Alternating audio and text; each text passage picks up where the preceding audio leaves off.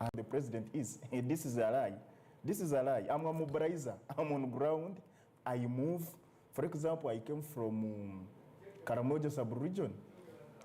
I came from Karamoja sub-region yesterday. And you see, people felt the president. They felt him because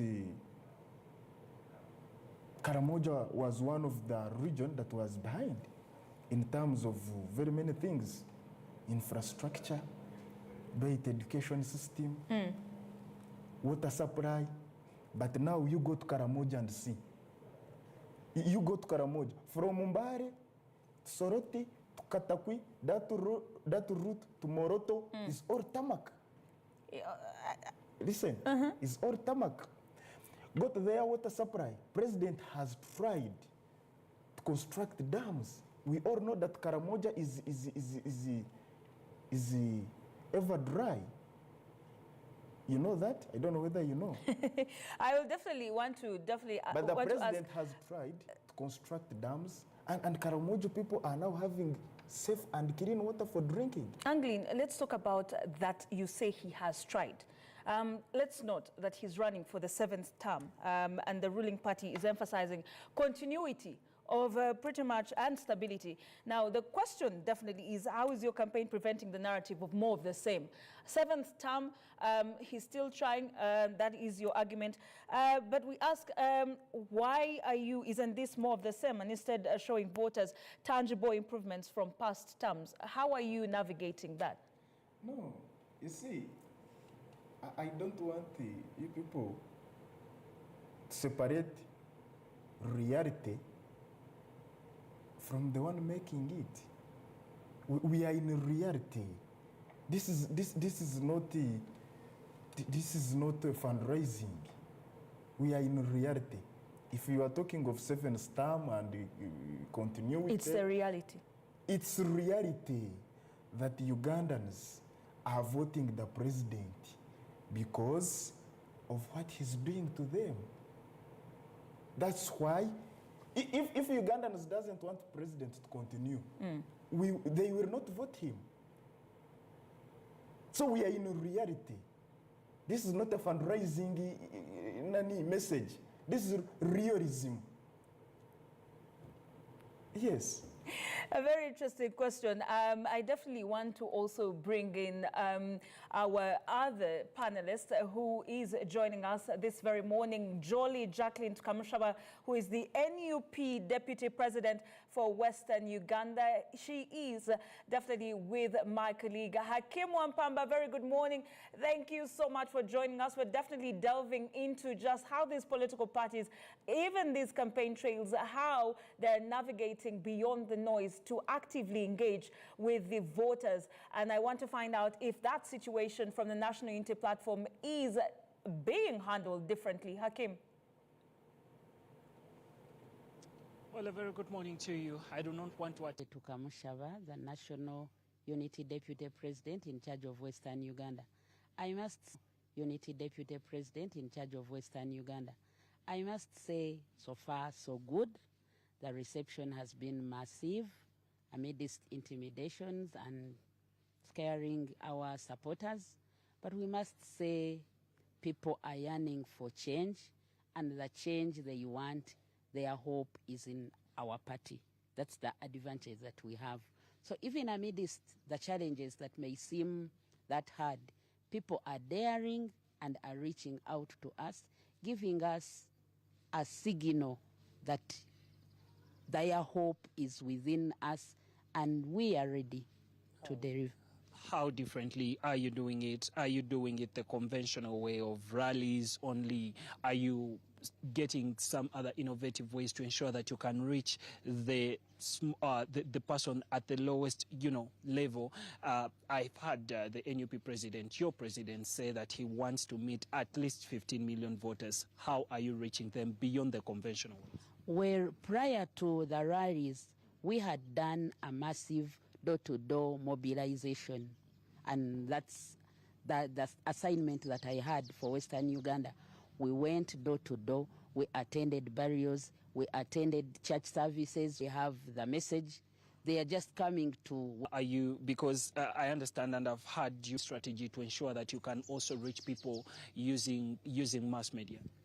We hadn't planned for that previously, but we realized reach out to them, and we felt it that if we reach out to radios, at least that's the easiest avenue we could get in our locality. Certainly.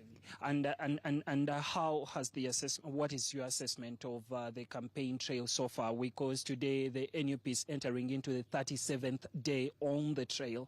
What has been your overall assessment, not only limited to Western Uganda, but also the other regions where you've been, to the Busoga sub-region, to the Bukedi sub-region and others?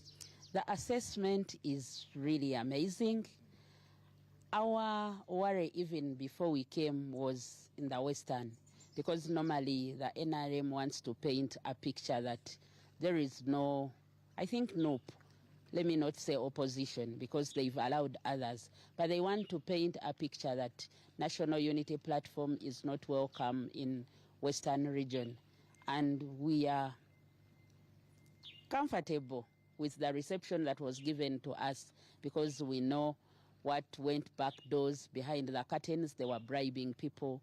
They were gathering them in different avenues. They were making all those diversionary methods. But we are glad people have made a statement and have shown the NRM that equally Western deserves better and is yearning for change. And I'll also dare to ask, because it's in your region where most of the people on the NUP presidential campaign trail have actually been arrested in comparison to the other regions. What do you make of this, and what are the conversations that are happening between the NUP as a party and the security agencies at that level? I think the NRM had underestimated our power as a party in the Western. Originally, they thought all would be well. They are used to bribing people and they don't appear. It started in Chiruhura when the NRM supporters beat us up, and that was devastating. And they thought that when they beat us on the first rally, the next rally would somehow be smaller in the magnitude of the people, of the masses who would come to meet us. But when they came, I think they got so much irritated. In Mbarara, originally they wanted to get border borders. Their target was the border borders because they had paid them not to come to our rally. So when they came, I think they got so furious, and that's when we had a roadblock, and they took most of the people. And I think they are still getting so much irritated. Peace Rugamba was pleading, literally pleading, using the Ruchiga word, "Nabeshenjereza mutanshwaza." But it's not about pleading at the last minute. That is equally like fattening the cow on the market day. If you had given services to the people, you wouldn't be bribing them at this moment. The people know what they want. They know what they have missed in the 40 years of NRM rule. And the most annoying bit is that it seems like they want to paint a picture that Westerners are very tribalistic. Buganda has accommodated most of us. Many of us have plots in Buganda. Many of us have our children going to schools in Buganda. I don't know what NRM wants to insinuate, but we strongly condemn the act of tribalism, and we want to say, as National Unity Platform, our pillar, as the middle name says, we are aiming at unifying Ugandans, not dividing them. Thank you. Certainly. And lastly, and very final from me, will be the special message, because everyone, in trying to follow up the presidential campaign trail, I've discovered that every region has its unique challenges. But of course, there are some regions that have, of course, challenges or issues that are cross-cutting. What has been, to you, what are some of those anchor issues here in Western Uganda that you think the party is moving, is actually rallying behind as it traverses this particular region? The greatest that really touches us is absolute poverty. We are very poor as Western region. And the poverty that the NRM has kept us captive in, it keeps now coming to bribe at the last minute. So that's that's the challenge that we have been trying to educate the masses, that the money that they give you at the last minute is basically to blindfold you, to make you not deserve for better services. That's one. Our youth are unemployed. As you came seeing, you find like the youth very drunk on the roadsides. And that's their tactic. They keep giving them alcohol and diverting them. And they seem not to be very certain of their future. So they are unemployed, they are poor, they are just there. Yeah. Certainly. And lastly, and very final from me, what does the trail look for you as he continues? Because I know today heading to Kanungu and Rukunjiri and all the other districts right here in Western Uganda, what do you anticipate to find in the districts where we're going? And finally, as we conclude the entire campaign trail, at least at the tail end of the 90 days, what should be your message to all Ugandans? Thank you. The message I would first to mention about the trail, people are eager to meet us and give a statement. First of all, like Chisoro, we have anger that Museveni has ill-treated our General Kale Kayihura. That's the one that stands out. Then when we go to the sides of Rukunjiri, we still have a thinking that he has ill-treated our Dr. Kano Chiza Besije.